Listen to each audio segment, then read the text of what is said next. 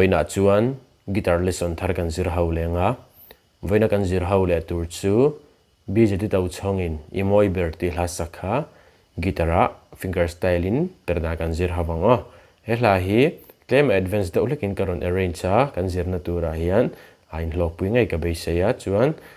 kan play turchin kan zir turchin kha karon play chuak masanga chuan step by step in ain cho chang kan zir ho le don ya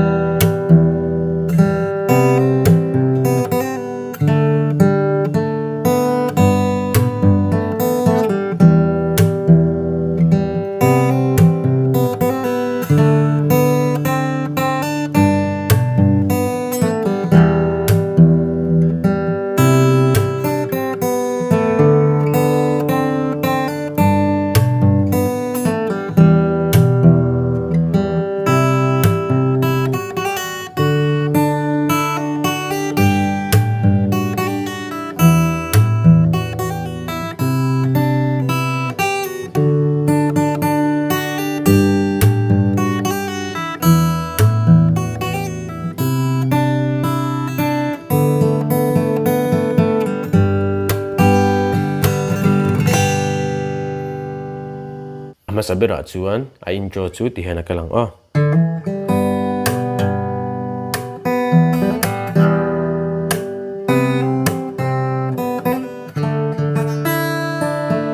kha intro first line ani masabira chuan 4 string kan open kan open roll khan 4 string second fret kan hamaron ti khana chuan third string kan open lenga ti khana chuan 6 string third fret la second string open kan ti dun lenga chuan kan slip nga lang chuan 6 string third fret kan ti lenga kan slip le nga lang ti khana kalang da chuan te na kalang ti khana second string kan open 6 string kan open lenga ti khan chuan third string second fret kan hamaron pull off ti khana chuan 6 string open le third string open kan ti dun lenga lang hemi kan hamaron nuwa khan kan ti nuwa khan kan slip te lang te kan ti la china ti khana ti khana zoa ti khana kal leang 6 string open le third string open ko zoa kan slip le halang bul changin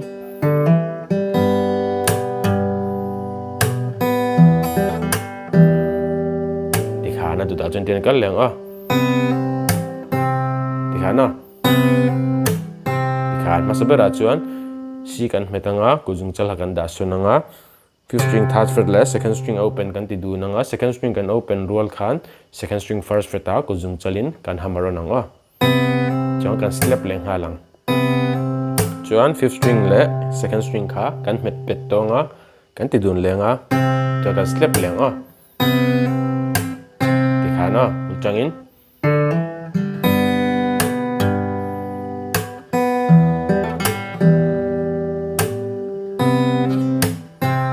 kalanga du da chen ten kal le ti khan second string kan open nga avoi ni kan open na khan second string first fret hamaron pull off kan ti lenga kan hem phota kan pot le ni chu chuan third string second fret kan metanga fourth string open nen kan ti du nang finger roll lang dovin ti khan chuan hemi kan ti zuwa khan this as true kan metanga kuzungu in second string third fret ta khan kami kan me nuwa khan hemi kan ti zuwa khan fourth third first ka open first second third second na kalang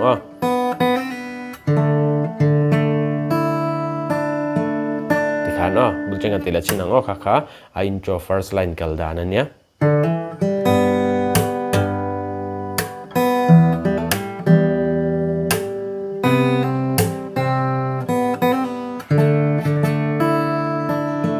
Tikha na ka lang ado ta chun tina kal liang.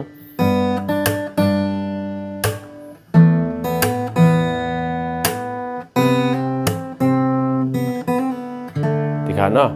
Chuan ya intro a second line na a first chu tina ka lang Tikha na. Masabira chuan G bass line 6 string third fretless second string open kan ti du na nga. Chuan second string third fret a voi khat. Tikha na. Kan slepang. Chuan nuwa 6 string third fretless second string third fret kan ti du na leng Tikha na. Kan slep leng tikhan. Ta dun ten kal liang.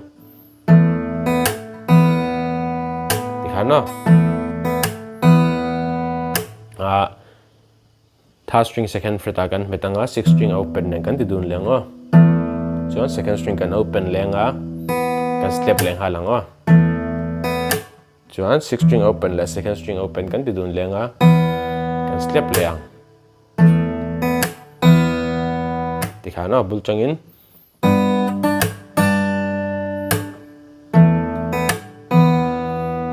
Tikha na duta chun ten kal liang.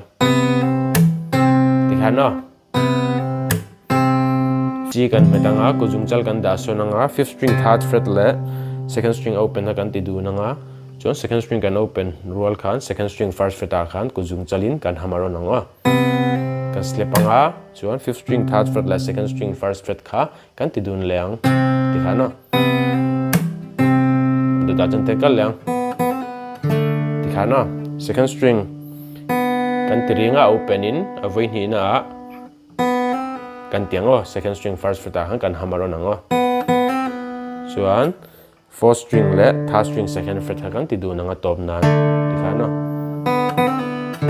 Tikha na bul chang kan tila sin ta chang hian a intro second line kha.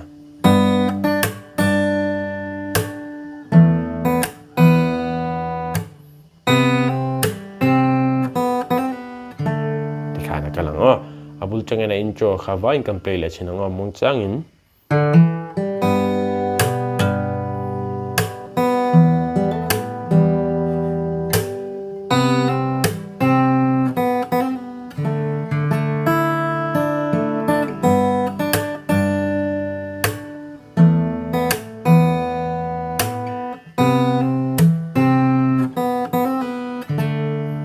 Tikha na kal don chuan a verse chu tina ka lang tirber chu.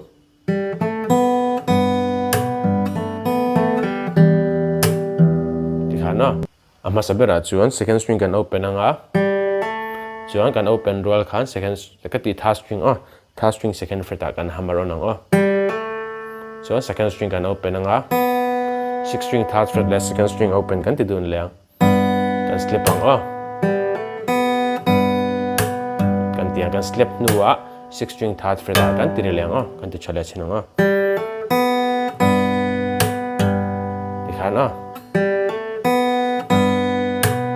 Duta chun ten kal liang. Tikha na.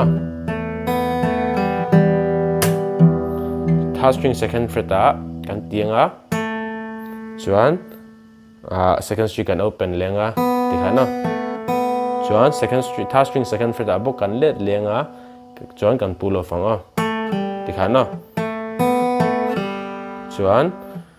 third string open le 6 string open kan ti dun leng. Kan slip 6 string open in kan ti leng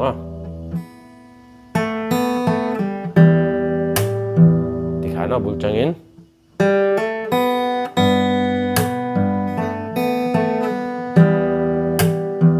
Tikha na. Chuan dot le chun tina kal leng Tikha na. Masabira chuan third string kan open chuan 5th string third fret le second string open kan ti du na chuan kan open roll khan second string first fret khan kuzung chalin kan hammer on leng kan slip kan slip zoa 5th string third fret kha kan ti leng halang ado da chuan Tikha na second string kan open chuan second string kan open lenga voi ni na khan hamaron pull off in kan ti lenga second string third first fret a khan chuan third string second fret le fourth string kan ti dun leng ti khana bul chang kan ti le chen to chang hian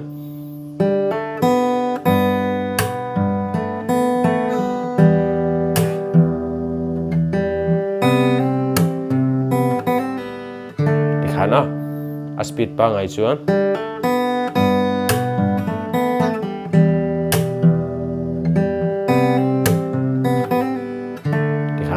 the doesn't tin a kal leang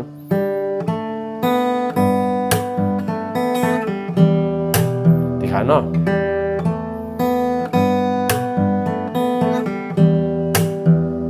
asabera chuan third string kan open anga third string second fret a voi khat first second string open in voi khat chuan sixth string third fret le second string open kan ti dun leang ti khana slap lenga sixth string third fret kan ti lenga chuan tin a kal leang ti khana ti khan third string second fret a voi khat second string open in voi khat chuan third string a bok third string second fret a bok kan ti leang kan pull off anga chuan sixth string open le fourth string open kan ti du na chuan kan slap anga sixth string opening kan ti leang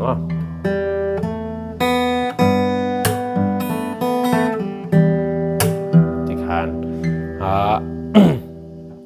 abul changin avar sa kan play le chinang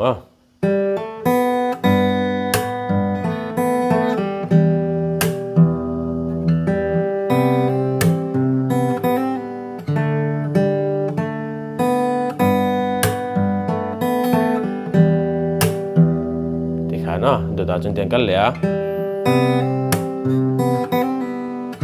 thì khán trái thì cần thêm tổ da chân tiền cắt lẻ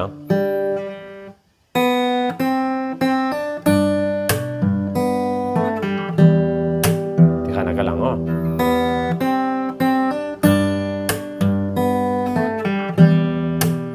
thì khán second string cần open anga second string first fret a voi khat chuan second string first fret kan tinon lenga voi ni na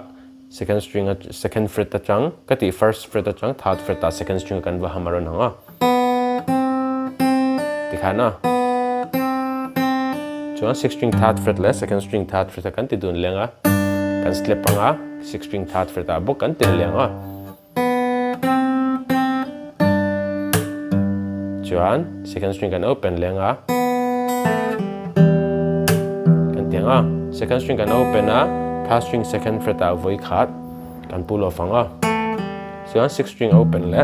third string open kan ti dun lenga kan slap anga sixth string kan open lenga kan ti le chinanga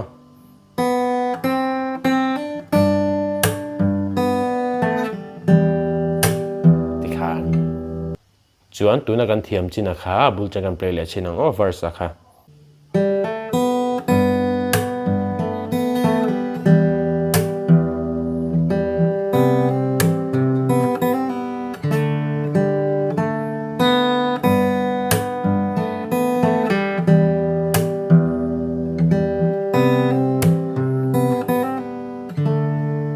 chuan kan thiam kha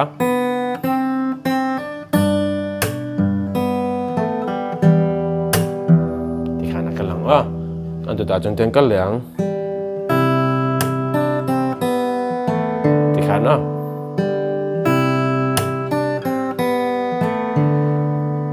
third string kan open anga first string open le fifth string third fret kan ti dun lenga kan slap anga chuan second string third fret a voi khat second string first fret a voi khat kan open leang second string ka ti khan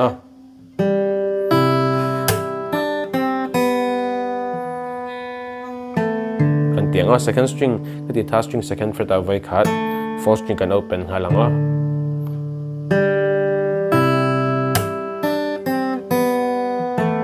ti khana kalang abul changin helai chang kan tila chinang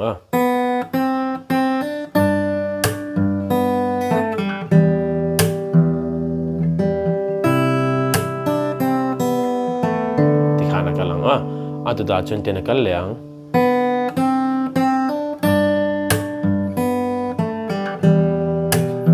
na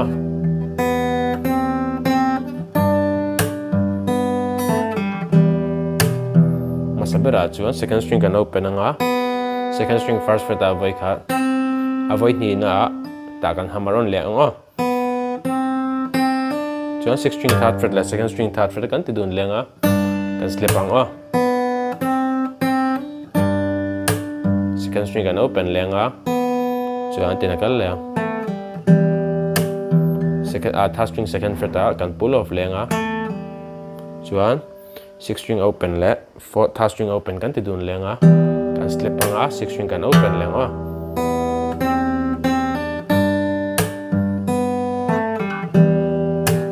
ti khana kalanga ti chen kan ti la chinanga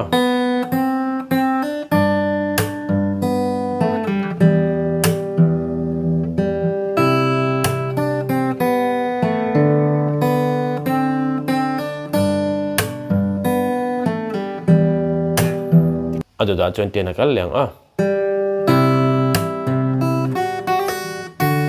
khana dikhan masabera chuan fourth string third string kan open lenga first string open le fifth string third fret kan ti dun lenga kan slip anga fifth string away khat dikhana chuan first string kan open lenga kan tianga first string kan open nu akhan first string second fret away khat kan ter lenga ta khan first string second fret atang third fret hamaron pull off kan tianga dikhana chuan fourth string open la second string kati first string second fret kha kan ti dun leng dikhana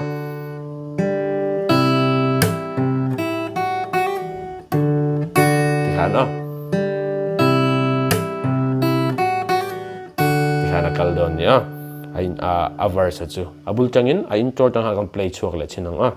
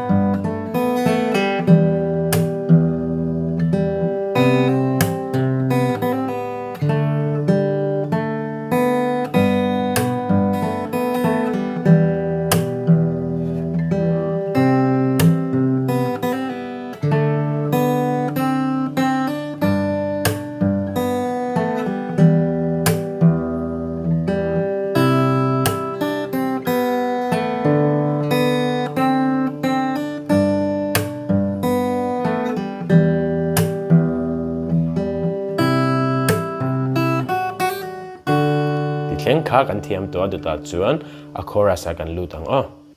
chuan a chorus tlar ma saber chu heti hena kalang a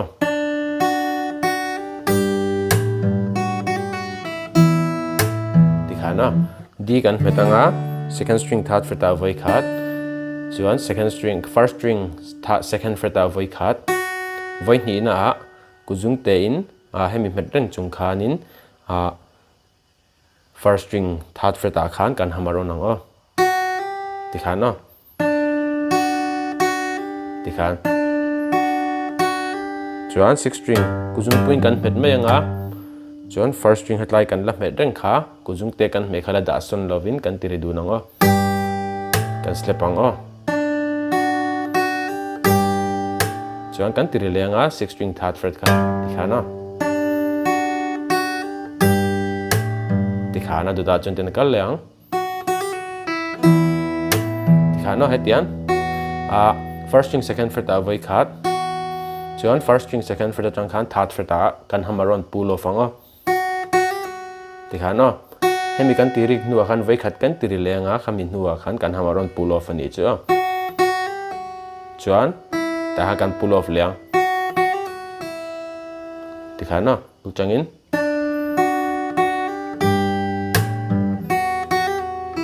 chuan sixth string open le first string open kan ti du nanga kan slip anga sixth string kan open leanga kan ti chala chinanga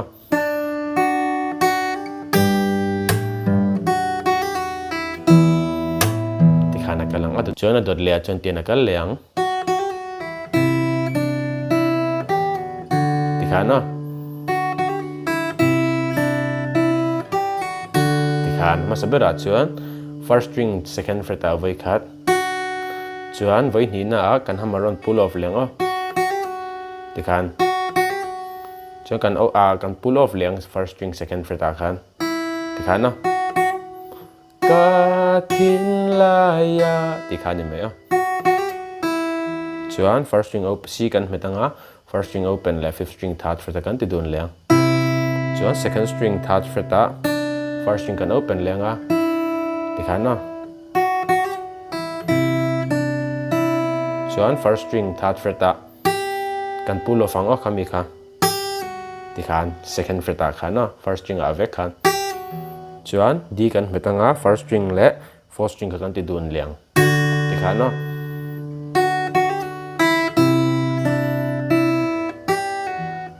tikhan ka lang bulchangin a chorus a kan ti le chinang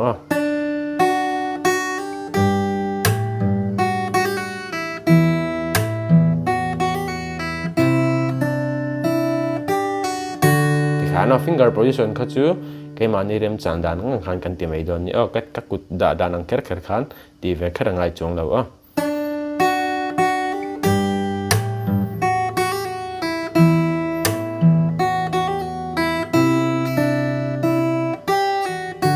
tikhan ka lang du da chen ten kal leang nang ma a dem tikhan second string third fret a voi thum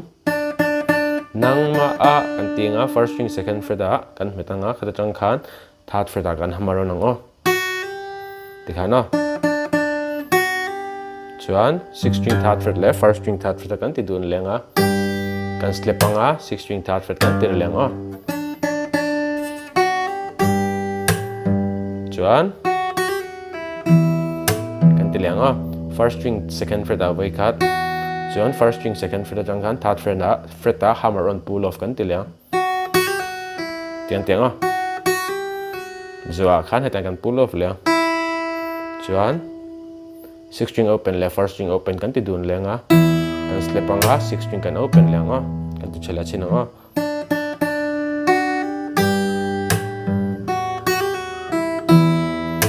a chorus a kha kan thiam chin ha kan play le chinang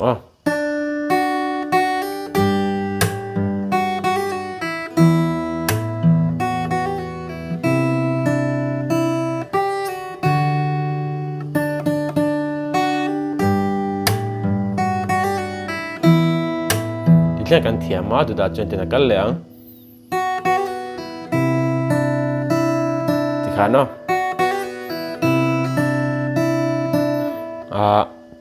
first string second fret a voi khat a voi ni na hammer on pull off in third fret a kan ti leng kan tiang hemi kha kan pull off tel vele bokang adu ta chuan C a fifth string open le kati fifth string third fret le first string open kan ti dun leng chuan second string third fret a voi khat first string open anga chuan second string third fret a voi khat tikhan ka lang ka hen lang I ne zo ta ti lai khan yang abul chikan play le chinang top na kan soi ma in o I mo ye o kam ma nge ka thin la ya ni cha reng nang ma a dem lo ve ka thin lung I ne zo ta chuan a top bera chun tin ka lang tikhan fourth string open le second string open kan ti du nanga chuan third string second fret a kan metanga tikhan second string kan open lenga third string kan ti lenga second string kan open lenga tizuwa khan third string second fret a voi ni chuan kan pull off ang tikhan chuan sixth string third fret le third string open kan ti dun leng tikhan o kam ma ngei imoi ber tikhan ka lang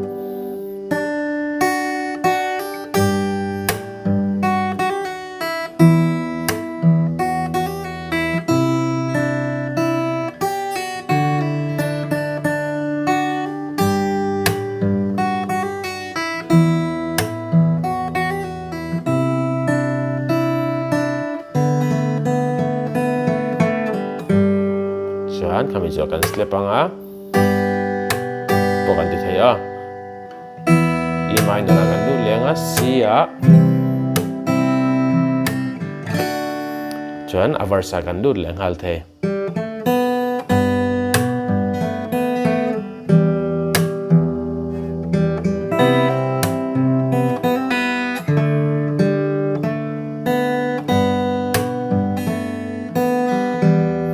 kami khachu second verse khachu dule ke mani kan phuat chop ve thei to a ke mani pon kan arrange ve thei to ti kha indo shedon ni a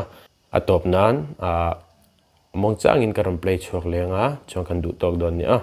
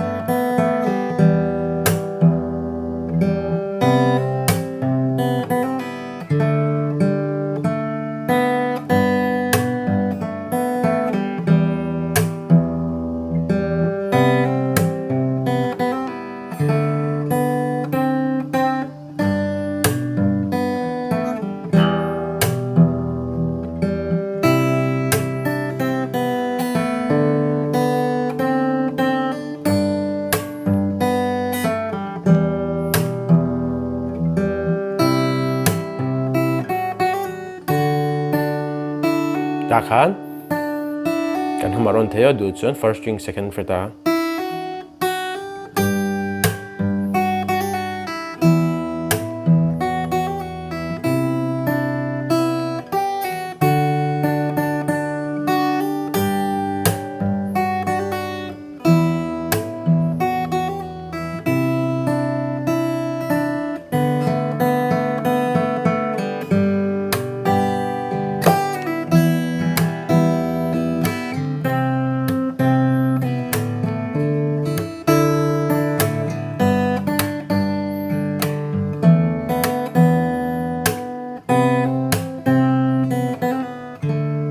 second verse alu le ne mayo ti khan